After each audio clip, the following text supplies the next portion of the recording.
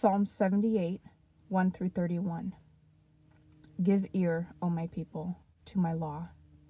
Incline your ears to the words of my mouth. I will open my mouth in a parable. I will utter dark sayings of old, which we have heard and known, and our fathers have told us. We will not hide them from their children, telling to the generation to come the praises of the Lord, and his strength and his wonderful works that he has done. For he established a testimony in Jacob, and appointed a law in Israel, which he commanded our fathers, that they should make them known to their children, that the generation to come might know them, the children who would be born, that they may arise and declare them to their children, that they may set their hope in God, and not forget the works of God, but keep his commandments, and may not be like their fathers, a stubborn and rebellious generation, a generation that did not set its heart aright, and whose spirit was not faithful to God. The children of Ephraim, being armed and carrying bows, turned back in the day of battle. They did not keep the covenant of God. They refused to walk in his law, and forgot his works, and his wonders that he had shown them.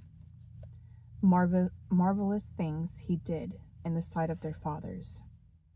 In the land of Egypt, in the field of Zoan, he divided the sea and caused them to pass through, and he made the waters stand up like a heap. In the daytime also he led them with the cloud, and all the night with a light of fire. He split the rocks in the wilderness, and gave them drink in abundance, like the depths. He also brought streams out of the rock, and caused waters to run down like rivers.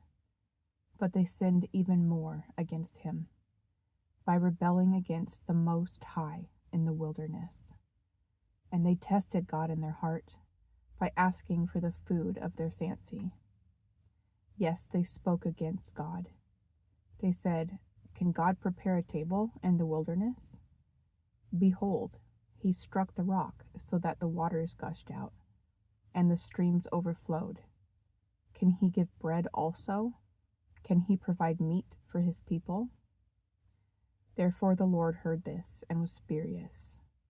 So a fire was kindled against Jacob, and anger also came up against Israel, because they did not believe in God, and did not trust in his salvation. Yet he had commanded the clouds above, and opened the doors of heaven, had rained down manna on them to eat, and given them the bread of heaven. Men ate angels' food. He sent them food to the full. He caused an east wind to blow in the heavens, and by his power he brought in the south wind. He also rained meat on them like the dust, feathered fowl like the sand of the seas, and he let them fall in the midst of their camp, all around their dwellings.